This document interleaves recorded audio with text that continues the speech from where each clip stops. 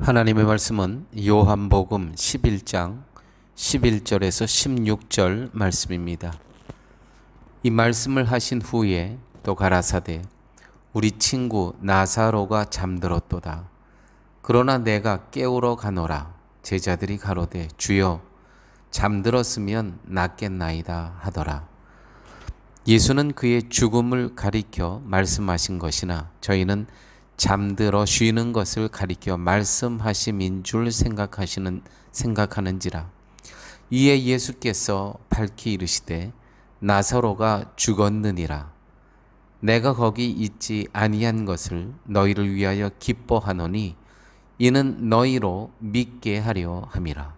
그러나 그에게로 가자 하신대 디두로라 하는 도마가 다른 제자들에게 말하되 우리도 주와 함께 죽으러 가자 하니라. 아멘. 계속해서 이 나사로의 죽음에 대한 또 이 나사로의 죽음을 앞에 두고 예수님께서 제자들과 나누는 대화, 또 예수님의 이 나사로의 죽음에 대한 예수님의 생각을 계속 오늘도 이 본문을 갖고 말씀을 같이 나누도록 하겠습니다. 성도들이 믿음의 힘을 잃어버리는 이유는 믿음의 본질이 아닌 것을 믿음의 전부인 것으로 착각하기 때문입니다.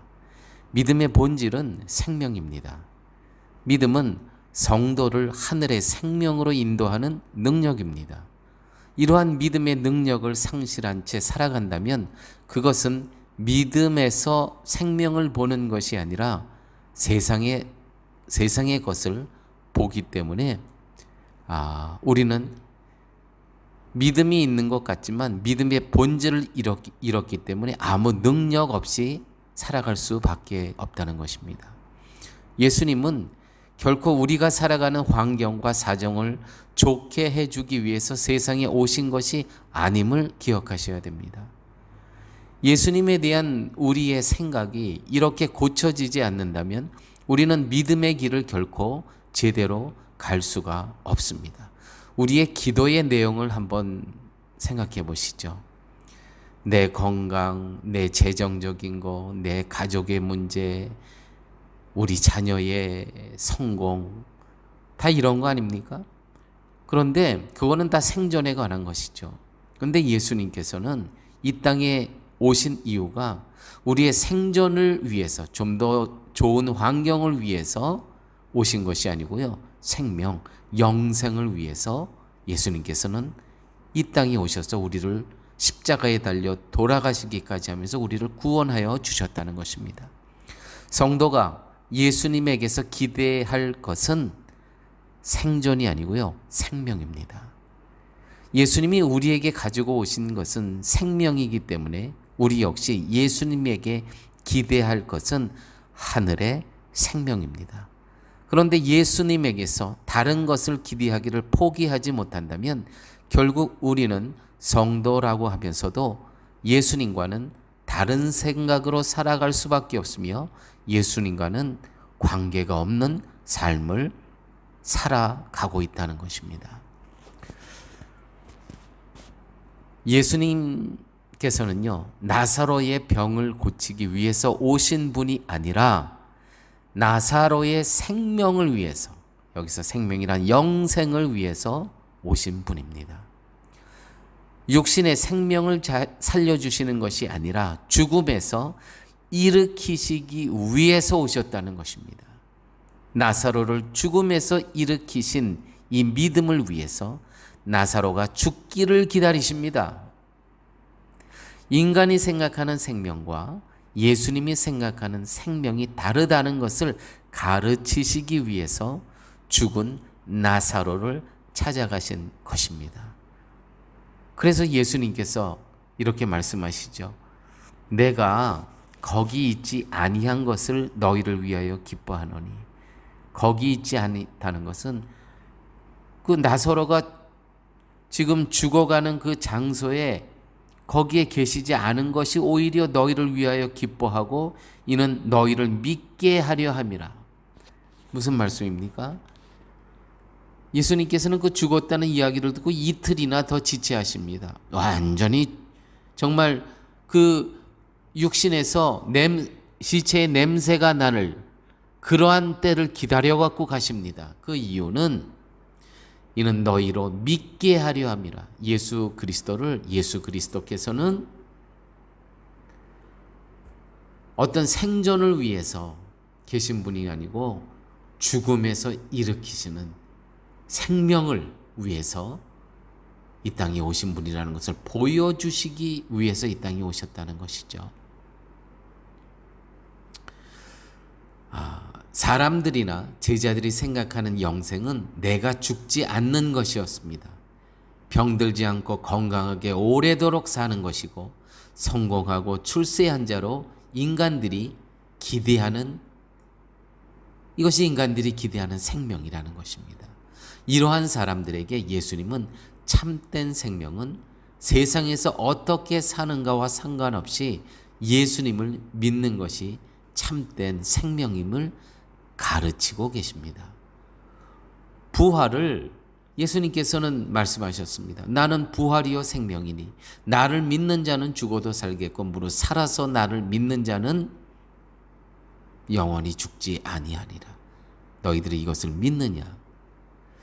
부활을 우리의 육신이 다시 사는 것으로 말씀하신 것이 아니라 예수님이 부활이시기 때문에 우리가 그리스도를 믿는 것이 곧 부활된 것이고 생명이라는 것입니다. 이 부분이 매우 중요합니다. 인생은 예수 안에서 보는 것과 예수 밖에서 보는 것에 따라서 엄청난 차이가 있습니다. 예수 밖에서는 죽음이 곧 끝입니다. 죽음으로써 다시 일으킴을 받지 못하고 영원한 사망과 멸망에 도달한다는 것이죠.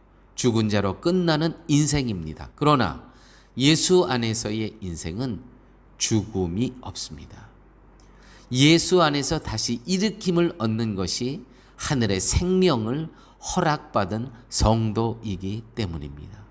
그러므로 하늘의 생명을 마음에 두고 사는 성도에게 유일한 희망은 예수 그리스도일 수밖에 없습니다. 그 무엇에도 양보할 수 없고 타협할 수도 없고 포기할 수도 없는 절대적인 분이 바로 예수 그리스도십니다.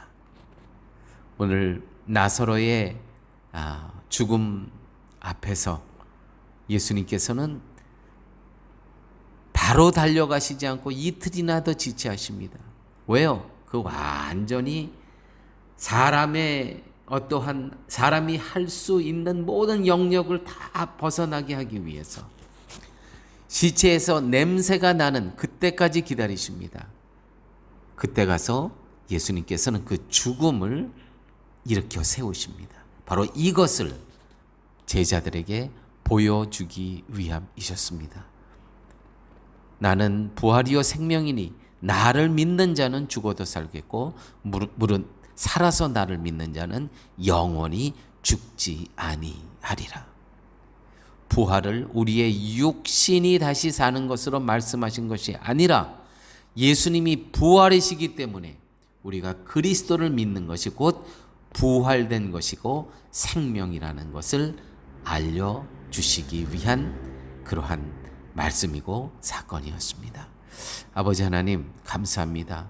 이 나사로의 죽은 생명을 살리신 이 예수님의 이 사랑과 예수님의 이 능력을 통해서 우리가 예수님은 부활이요 생명임을 깨닫게 알게 하여 주심을 감사합니다. 그러므로 아버지 하나님 우리가 이 땅에 주님께서 생명을 주시는 그 기간 동안에 늘 부활 되신 예수 그리스도와 함께 그 생명 되신 그리스도만을 소망하고 바라보면서 살아갈 수 있는 저희의 삶 되게 하여 주옵소서. 모든 말씀 예수님 이름으로 기도드렸습니다. 아멘.